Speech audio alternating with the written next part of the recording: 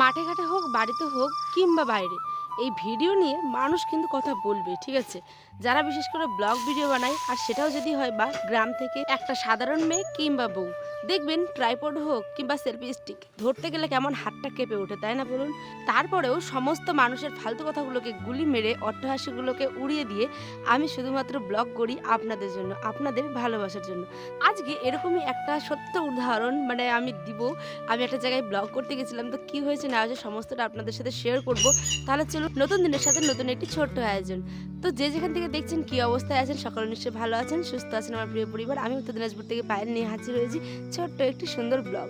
আশা করছি সুন্দর ব্লগ অবশ্যই, কারণ কি প্রত্যেকের নিজের নিজের কাজকে ভালোবাসা উচিত।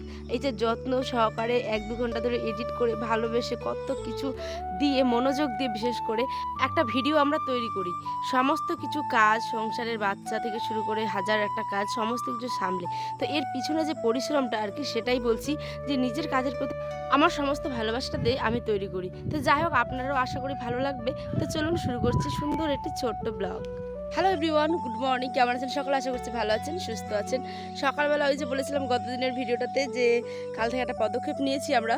তো যাই হোক, তার আজকে সকালবেলা উঠেই শুরু করে দিয়েছি। 4:30টার দিকে উঠেছিলাম। আমাদের উঠোনে কিছুক্ষণ হাঁটাহাঁটি করলাম, তারপরে এখন এসছি হচ্ছে গিয়ে আমাদের জমির দিকে। আর এসে এত সুন্দর সুন্দর ফিল হচ্ছে যে কি বলবো। সকালবেলা দেখবেন মাঠে ঘাটে হাঁটলে না অনেক অনেক অনেক সুন্দর ফ্রেশ লাগে, তাই না বলুন? তো চলুন, আমি তো হাঁটাহাঁটি করছি, এখন বাড়ি গিয়ে উঠোন টুঠোন ঝাড় দিতে হবে। সমস্ত কাজ এখনও বাকি, রান্নাবাড়ি, বাসন ধোয়া, তো সমস্ত কিছুর সাথে দেখা হচ্ছে বন্ধুরা। বাড়ি যাচ্ছি, চলুন। ওই যে বললাম ফ্রেশ লাগে, কেন বলছি বলুন তো? এত সুন্দর মুক্ত হাওয়া দুনিয়ার কোথাও পাবেন না, জানেন, শুধুমাত্র ওই গ্রাম ছাড়া।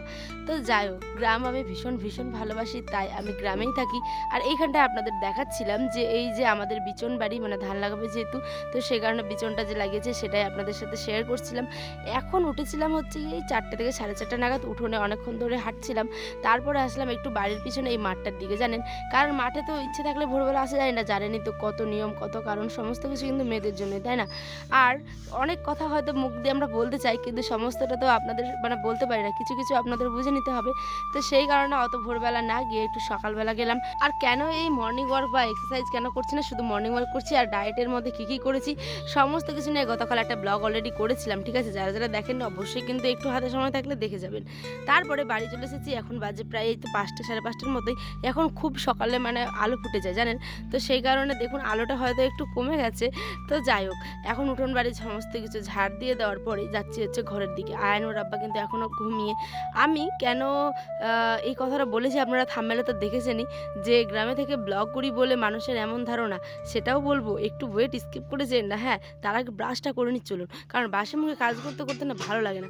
মুখের মধ্যে সারাদিনের একটা সারা রাতের একটা যে কেমন যেন একটা ভাব থাকে, সেটা আমার একদম পছন্দ হয় না। সেই কারণে মুখটাকে ধুয়ে নিলাম। আর কোন সময় যে এই ছেঁড়া শাড়িটা শাড়িটা ছিঁড়ে গেছে সেটা আমি বুঝতেই পারিনি, সত্যি কথা বলতে। তো যাই হোক, আমার ভালো মন্দ নিয়েই তো সমস্ত কিছু। লোক দেখিয়ে যে একটা ভালো একেবারে দামি শাড়ি পরে ব্লগ করতে হবে এরকমটা না। গ্রামে আমরা যেমন থাকি ঠিক তেমনই, একটু ছিঁড়ে গেছে ওটা কোনো ব্যাপার না, তাই না বলুন? এবার হাত মুখ তো ধোয়া হয়ে গেছে, এবার যেতে হবে কি ঘরের দিকে। কারণ আয়নের আবার যেহেতু যাবে আবার আজকে রবিবার দোকানে, কারণ আজকের ব্লগটা আমি আজকেই দিচ্ছি, আজকে ঠিক 5টার সময় আপনারা ব্লগটা পাবেন। এটা হচ্ছে সকালবেলা থেকে নিয়ে ভোরবেলা থেকে শুরু করে 12টা অবধি আমি কী করেছিলাম সেটাই আর কি, একটা ছোট্ট ক্লিপস। তো এখানে আমি এই তো হাত মুখ ধুয়ে এসে আমার যেটা ডেইলি রুটিন এখন শুরু করেছি, আমি গরম জল আর লেবু খাওয়া।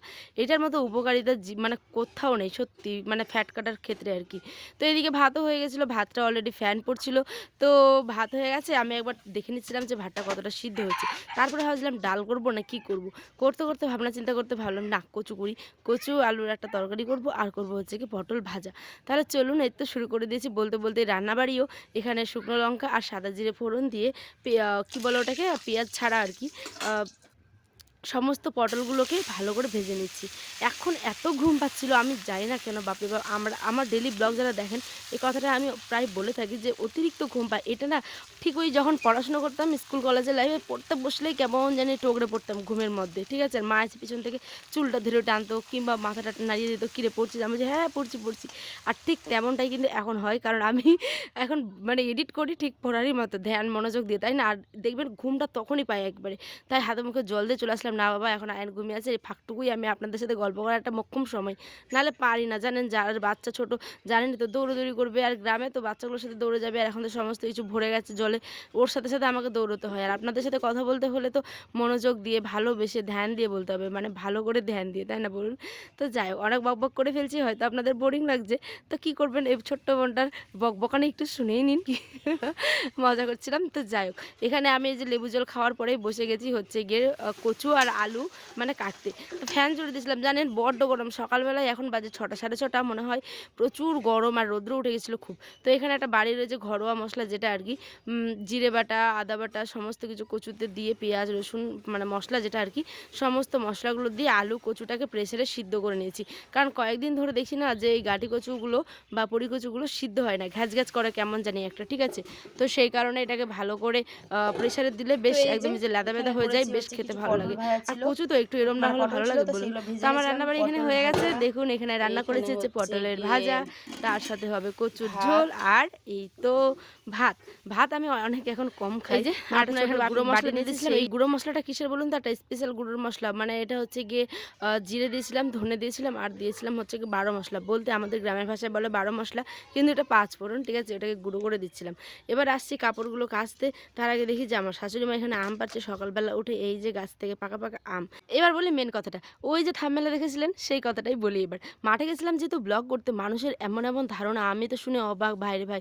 অনেকে বলে কি জানেন, আমি নাকি টাকা পাই, আমি নাকি মানে কোথা থেকে কোথায় চলে যাব, এটা ওটা, মানে তাদের যে ভুল ধারণাগুলো, ঠিক আছে? আমি তো টাকা পাই না, আরে বাবা আশা তো মনের ভিতরে আপনারও আছে, আমারও আছে, প্রত্যেকেরই আছে, কিন্তু এখনই তো পাই না, তাই না? কিন্তু অনেক মানুষ আবার অট্টহাসি হাসে কেমন জানি একটা, মানে দেখলেই ভাবে মাঠে গিয়ে ব্লগ করছে, মানে বিশাল কিছু এরমই বলে অনেকে মানুষ। তো যাই হোক, এগুলো বাদ দিন, এটা গ্রামের তারা থাকে, মানে আমিও থাকি, কিন্তু মেন্টালিটি মানুষের তো অনেক রকমের হয়, তাই না? কেউ আবার ভালো দেখে, কেউ আবার খারাপভাবে দেখে। তো যে যার মনে করুক মনে করুক, আমার ওগুলো কোনো যায় আসে না। কেউ ভাবে টাকা পাই, কেউ ভাবে কি না কি করি, অনেক বিশাল কিছু বড় বড় টাকা পাই, অনেক বান্ডিল বান্ডিল টাকা পাই, ঠিক আছে? তো ওই সমস্ত কথা শুনে আমার আরও হাসি পায়, ঠিক আছে? কি বলবো বলুন, ওদেরকে বোঝানোর মতো সাধ্য আমার নেই। কত মানুষকে বোঝাবেন, হাজার একটা মানুষ ওগুলো বলতেই থাকবে, তাই ওই সমস্ত বাদ দিন। তো এটাই হচ্ছে মেন ব্যাপার। গেছিলাম তো এরমভাবেই কথাগুলো বলছিল, কেউ হাসছিল, ঠিক আছে? এবার বলি, বরমশাইয়ের সাথে বেশ কয়েকদিন ধরে এটা নিয়ে আমার ঢুসুম ঢুসুম চলছে। কি বলুন তো, যেদিন আমি তাড়াহুড়ো করে রান্না করব, দেখবেন সেদিন সে বিছানায় শুয়ে গড়াগড়ি খাবে, নয়তো মোবাইল দেখবে, নয়তো খবর পড়বে, মানে তার কাজের কোনো শেষ নেই, ঠিক আছে? মানে একদম কি সুন্দরভাবে থাকবে, আর যেদিন একটুখানি দেরি হবে সেদিন মনে হয় গোটা পৃথিবীর তারাটা তার মধ্যে এসে পড়েছে। তো এই নিয়ে আমাদের মানে মাঝে মধ্যে মানে আমার চলতেই থাকে, মনে হয় ঢিসুম ঢিসুম করে দিই, ঠিক আছে? যাই হোক, মজা করছিলাম। তো চলুন, কিন্তু এটা কথা সত্যি, আয়নের বাবা খুব এরম করে, যেদিন আমার খুব একটু দেরি হয় সেদিন তাড়া দেবে, আর যেদিন করে নেব সেদিন শুয়ে বসে থাকবে, এভাবে করে সময়টা কাটিয়ে দেয়, জানেন? তো চলুন, ব্লগটা এখানেই শেষ করছি, স্নান টান হয়ে গেছে, এখন যাব খেতে, অনেক বেলা হয়ে গেছে, এখন বাজে প্রায় 10টার মতো, আয়নের আব্বাও চলে গেছে, সব মানে কমপ্লিট আমার ঘরের কাজ টাজ। এখন এই যে সমস্ত কাপড়গুলো ধুয়ে টুয়ে সমস্ত কিছু মেলে দিই, এবার আয়নকে ঘুমাবো, খাবো, ভিডিও এডিট করব, আগামী দিনের জন্য কিছু শর্ট দিয়েছি, যারা যারা দেখেনি দেখবেন, আশা করছি ভালো লাগবে, ঠিক দেখতে ভুলবেন না কিন্তু। 5টার সময় এসপার লাইফস্টাইল। আল্লাহ হাফেজ, ভালো থাকবেন।